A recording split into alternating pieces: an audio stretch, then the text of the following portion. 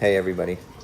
I'm making this video to basically respond back to a post that I made yesterday about cryptocurrency.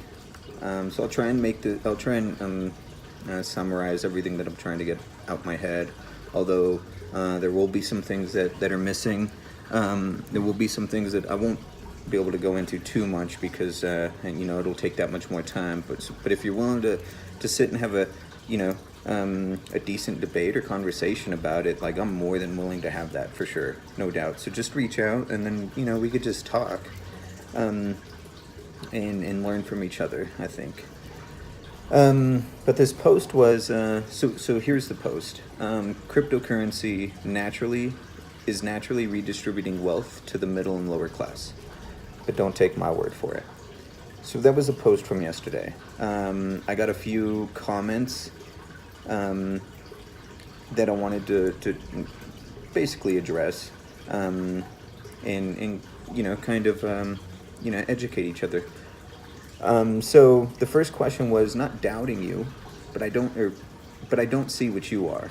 It's not so much a question, but kind of skeptical comment. The second was from Elena. She says, are the wealthy investing in crypto? Yeah, the wealthy are investing in crypto, and that's okay. And it's a good thing. Virgil says it'll be able to do so much more efficiently when impoverished are able to invest in it the same way, which I absolutely agree with. There are so many more people that can participate or should be able to participate in it, in increasing everybody's well-being. Let's see, another one here was from Felicia, which kind of goes back to the original question, the first question. And that was, so she says, I'm not seeing what you're seeing. Please explain how it's redistributing wealth. My understanding is you need money to invest into cryptocurrency, meaning it's helping those who have money and always have, aka not the poor working class, which that makes absolute sense. So I mean, it's a legitimate question, whatever. So I'll go into that a little bit, and then I didn't get so much love here from Sunday. She said, I've heard similar insane things, but it was always from MSM, mainstream media. This is the most ridiculous comment I heard all week, or most ridiculous comment of the week, which is great, and that's fine. You could you have the right to your own opinion. It's totally cool. But if it was that insane, I probably would have just skipped commenting it. But that's me. Let's see. Oh, here we go. We just got a brand new question, by the way. Matthew Kahn says, no, it isn't. The distribution of crypto is extremely unequal. The big improvement is that the elite can't make money out of thin air. Which is weird because that's how redistribution of wealth happens. So there you go. I mean, I think that answered its own question. So to me it does, and let me explain it. Let me explain it this way. Here's what I was thinking. 8 years ago, you had nerds, geeks, techies buy into crypto after the economic crash because of some crazy white paper came out essentially explaining what Bitcoin is and what it's going to do. And that was because that was going to be sound money, electronic peer-to-peer money with no intermediary, no person in between you and your money. And so many people got involved in it, and they got involved in it when it was pennies. Literally pennies for one Bitcoin. Right now it's over $8,000 per Bitcoin. So you had all these people, which were not wealthy people, okay, jump into crypto when with whatever they had in their bank accounts, whatever they had left from the paychecks that they were earning or whatever. And years later, because they understood its value, they understood its potential and what it was going to bring, and they just, they had that vision. It was such an intuition that this thing was going to take off and do really, really good. Well, a lot of people held on to that stuff, and 4 or 5 years later, these people that invested pennies ended up coming out with thousands and thousands of dollars in their pocket. And so that's one example of one way that it redistributed wealth to somebody who wouldn't otherwise have had that wealth. So they were able to pay off student loans or pay off card, debt, mortgage, whatever. They were able to unshackle themselves from the current debt system that they were in, right? Freeing them to do a little bit more, be less stressed. So there's that. And that's really the essence of what I was thinking last night is, people have benefited from this. And it's not that the redistribution of wealth is happening immediately or it's instant, but it's a work in progress. It's just like the political revolution we had in 2016, right? Bernie ran, and I was one with the high hopes of having him elected so that we can create the change that is 100% needed in this country and, globally, as far as foreign policies and stuff. Well, that didn't happen. But what did happen was that it created an awareness around politics. More young people are being involved. They understand legislation. They understand politics. It's not just they're not just looking at it at a surface level. They're delving deep into it and, understanding how the cogs and wheels work of this entire political system that's been set up by, people that want to maintain control. And that's just a fact. So there's this slow progress of people that are out there trying to make change, trying to institute, or rather, trying to implement like single-payer healthcare, which we will get and we will have. We're trying to dismantle the fossil fuel industry, which is, caused a mess. And they're really deeply involved in our political system. We have basic income that'll probably come soon. But all these things is slow progress, right? It's a slow progress for these things. It's not an instant gratification, if you will, which, trust me, if we could have that and that was possible, I would want that right now. But we kind of have to step back and understand that these things take time.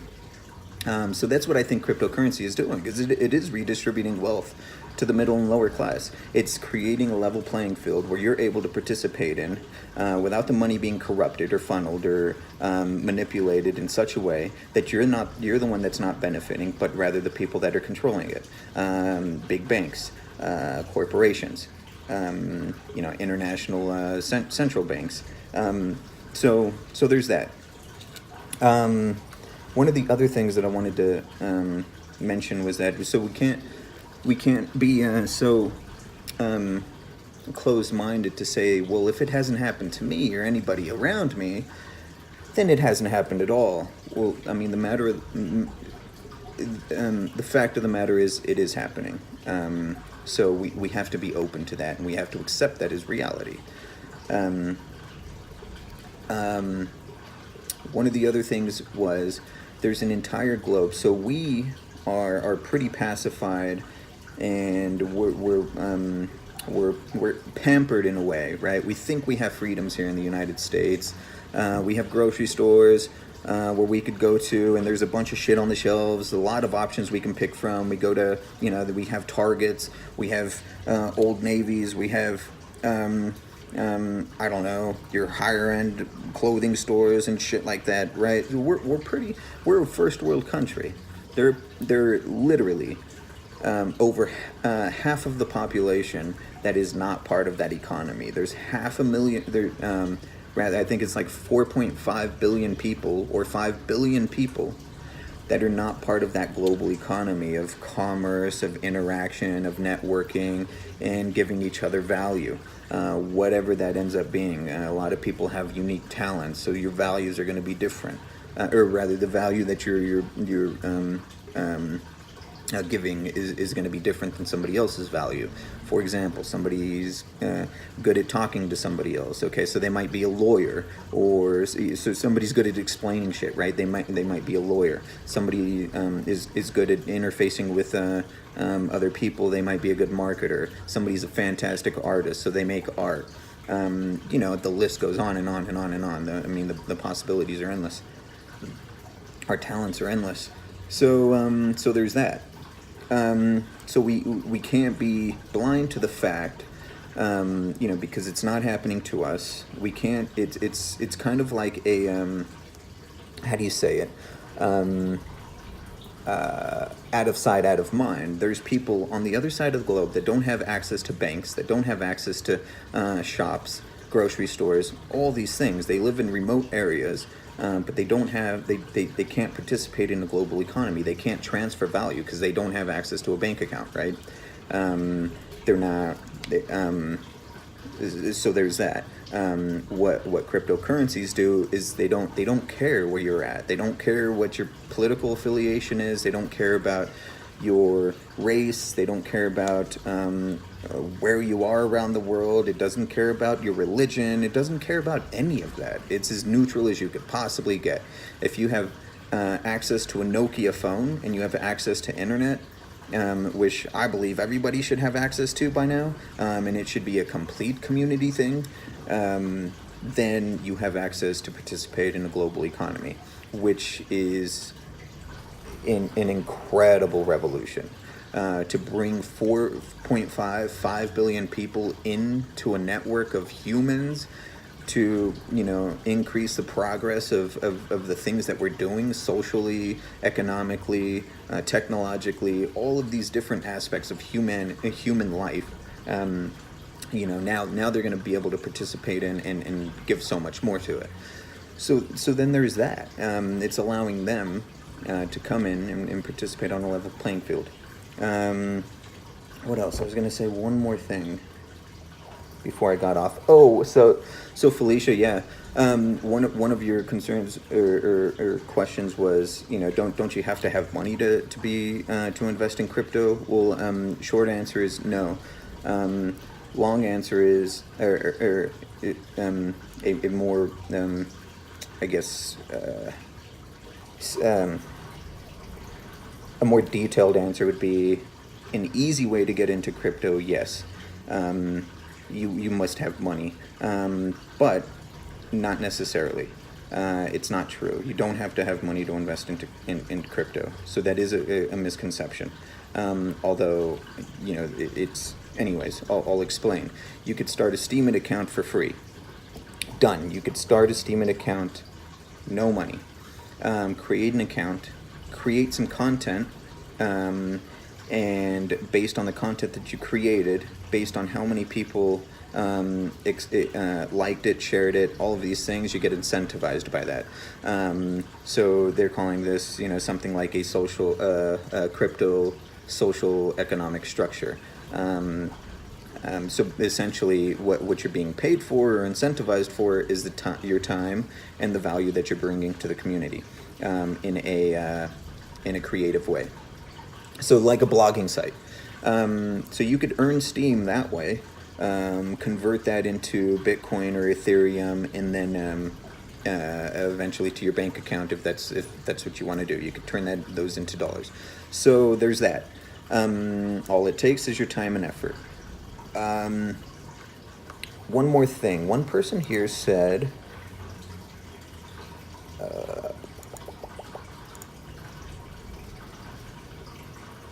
Megan said, the majority of people I know who invest in crypto are millionaire white dudes. Well, I'm not a millionaire and I'm not a white dude.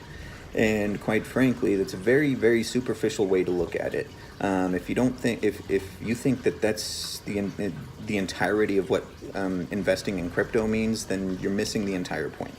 I suggest do homework on what the actual technology and what cryptocurrency is bringing globally to each and every one of us, whether directly or indirectly, but it's coming. Do research on it, you guys. Don't take what I'm telling you with a grain of salt. Go out and do your own research. Actually, don't believe anything that I'm saying. don't. Go out and find out for yourself. Read things. You will find disparaging comments from MSM in big bank tabloids and shit like that, because those are the first, at least in the banking industry, the banking industry will be one of the first industries that are going to be disrupted by cryptos. So of course they have bad things to say about it. They will no longer exist, or at least they'll exist, but in a much smaller form. Or have less of an impact on our daily lives. So, you know, do some really good reading on it and research it with depth. And like, I'm always, you know, I like for the past few months I've been living and breathing this shit. So please, if you guys have any questions, let's talk about it. I'm still learning. So I think with that I'll end it. And yeah, I think that's it. So peace for now, my friends. There's so much more to be said, but as I said, if you guys have any more questions, just holler, because there's so much more to it. It goes pretty deep, and a lot of these things are just really we're just scratching the surface. So cheers for now, my friends. Later.